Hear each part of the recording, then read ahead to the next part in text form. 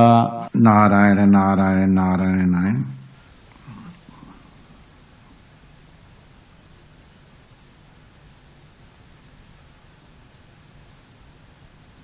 श्रद्धां भागवते शास्त्रे अनिंदा चान्यत्र देवी।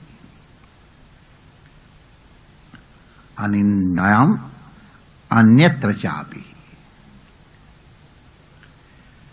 ये भागवत का उपदेश है हम लोगों के लिए।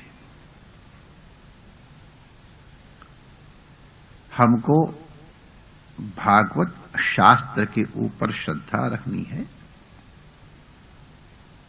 और अनिंदा, अन्यत्र जो कोई विषय है उनकी निंदा भी नहीं करना चाहिए। ये थोड़ा समझदारी की चीज है और इसको गुरुओं से सीखना पड़ता है। और इसीलिए एकादश स्कंध में जब गुरुदैवत से क्या सीखना है तब वहां इसकी चर्चा की गई है। भागवत शास्त्र के ऊपर हमारी श्रद्धा हो। भागवत माने भगवान का जिनमें, भागवत ये तो है ही है, ये तो कोई संदेह नहीं, लेकिन अन्य भी जो शास्त्र जिनमें भगवान की महिमा का वर्णन है, भगवान के स्वभाव का वर्णन है, भगवान के गुणों का वर्णन है, भगवान की कृपा उदारता आदि लक्षणों का वर्णन है, उनको श्रवण करें और उनको श्रद्धापूर्वक श्रवण करें। माने विश्वास कि हमारे भगवान में या हमारे भगवान के भक्तों में ये गुण हैं, तो ये एक तुम्हारी निधि हो जाएगी। भगवान पे श्रद्धा, भगवान के भक्तों पे श्रद्धा, अपने सद्गुरु के ऊपर श्रद्धा, ये तुम्हारी निधि है। जब भी तुम्हें कभी वैकल्य होगा तो तुम्हें वहां से ढाढ़स मिलेगा। ये निधि है, खजाना है। कभी दुखी होगे आप तो आपको वहां प्रेरणा प्राप्त होगी। कभी अन्य प्रकार से चित्त व्यथित होगा तो भगवान के गुण गणों का श्रवण, भगवत स्मरण, गुरु का स्मरण, भागवतों का स्मरण हमारा पथ प्रदर्शक होगा। ये एक निधि है। हर समय ये याद रहे यह आवश्यक नहीं है, ये तुम्हारी निधि है। जैसा बताया गया कि हमारे पास बढ़िया बढ़िया सेट हैं, हमने इनको लॉकर में रखा है, घर में या कहीं भी।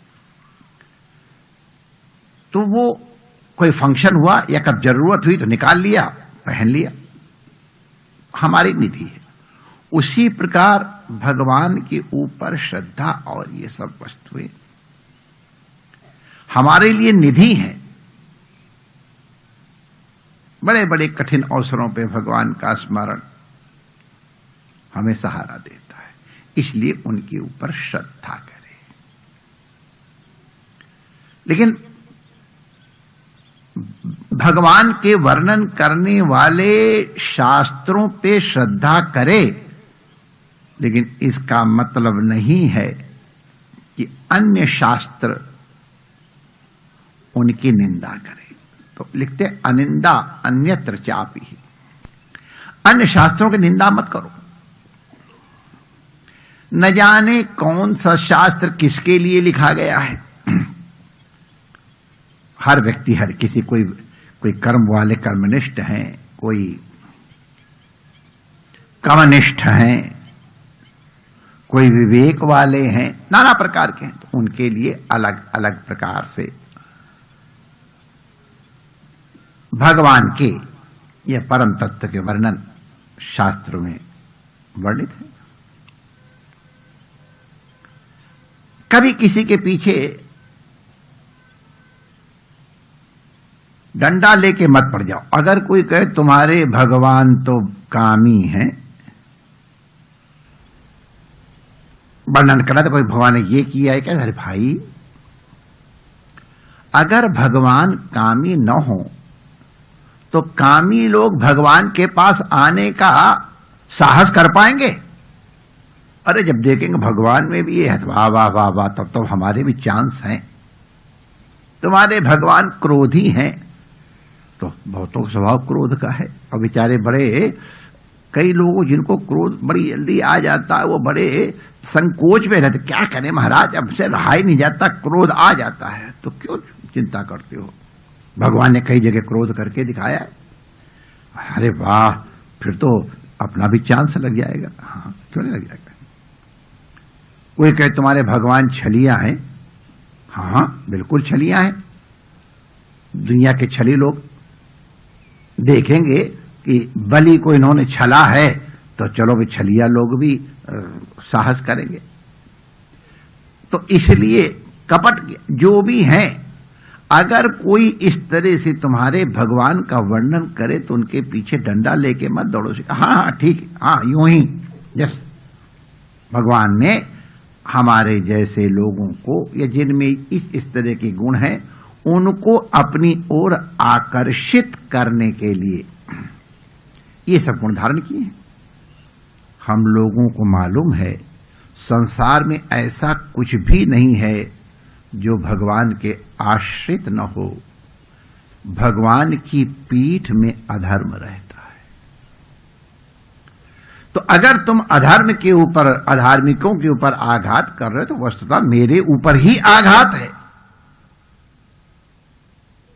कभी भी किसी के ऊपर आघात करने की मत चेष्टा करो, क्योंकि वो आघात अंततः मेरे ऊपर ही आएंगे। इसलिए हम अन्य शास्त्रों के ऊपर या अन्य कुछ इस तरह का वर्णन करें तो उनकी निंदा न करें। एक चीज और देख लेना, सावधान रहने के लिए। क्यों संत कहते किसी की निंदा ना करो, किसी की स्तुति चुगली ना करो? उसका कारण है, जिसकी तुम निंदा करोगे उसकी निंदा करने के पहले तुमको उसका चिंतन करना पड़ेगा, और उसका तुम चिंतन करोगे तो तुम्हारा अंतःकरण तदाकाराकारित हो जाएगा, और तदाकाराकारित अगर हुआ तो फिर भगवदाकाराकारित कैसे रहेगा? इसलिए कभी भी किसी की निंदा में प्रवृत्त मत हो।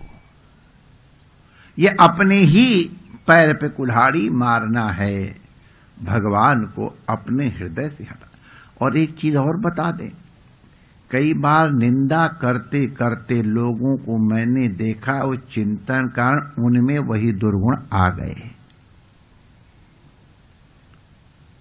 अरे दुनिया में सब कुछ है माय डियर, हम वही लें जो हमको चाहिए। बाजार में क्या क्या नहीं बिकता है, बड़ा अच्छा अच्छा बिकता है, हम उधर झांकते तक नहीं है। अगर दुर्गंध आती तो उस रास्ते से नहीं जाते हैं। कोई जरूरी है कि बाजार में सब जो कुछ है वो सबको हम देखें ही, उसको खरीदें ही? उपेक्षा करो, न निंदा करो न स्तुति करो। स्तुति भी जिसकी करोगे, उसका वर्णन करोगे तो भगवान तुमसे भूलेगा। इसलिए न किसी की निंदा करो न किसी की स्तुति करो। अपने मन को, वाणी को और अपनी कर्म इंद्रियों को, इनको भी अपने कंट्रोल में रखो। मन का स्वभाव है, ये देखो कि मन तुम्हारे कंट्रोल में है या इंद्रियों के कंट्रोल में है।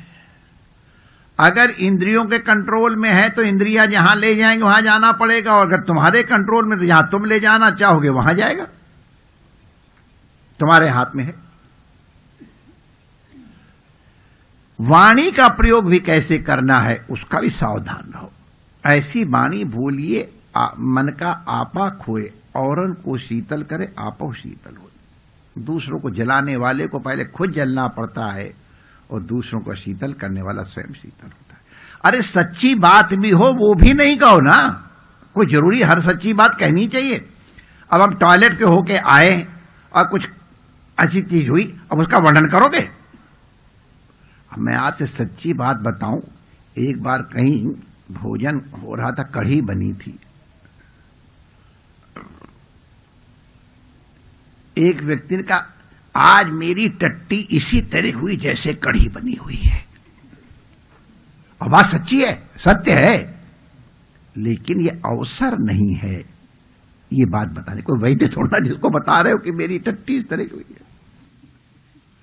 किसी के परिवार में किसी की मृत्यु हो गई थी, वो सूचना मिली, उनको बताना था। वहां गए, देखा वहां कन्या के लिए वागदान के लिए कुछ लोग आए हुए हैं, उत्सव हो रहा है। तो अब उसमें चुप हो जाओ। जब अभी 7-8 घंटे से कुछ नहीं बिगड़ा है इस सूचना से, तो 2-4 घंटे और सही। जब वो सब काम निपट जाए, अतिथि लोग चले जाएं, तब धीरे से कहो एक इस तरह की सूचना भी है। तो सत्य भी कब किस तरह किस अवसर पे कहना चाहिए, इसके लिए भी सावधान रहना। ये सब चीजें सद्गुरु से सीखनी पड़ती हैं। तो इसीलिए योगीराज ने महाराज जनक को ये सब शिक्षाएं हम लोगों के लिए कल्याण के लिए दी हैं। दैवत गुरु से क्या क्या सीखना चाहिए, ये हमारे लिए प्रेरणा है। परमात्मा आप सबका मंगल करें। किसी की निंदा में मत लगो, शास्त्र की निंदा में रहो। अपने शास्त्र पे श्रद्धा रखो, अपने गुरु पे श्रद्धा रखो, अपने इष्ट पे श्रद्धा रखो। इससे ही तुम्हारा कल्याण होगा। अन्यत्र न राग करो न द्वेष करो। परमात्मा आप सबका मंगल करे। जय श्री कृष्ण।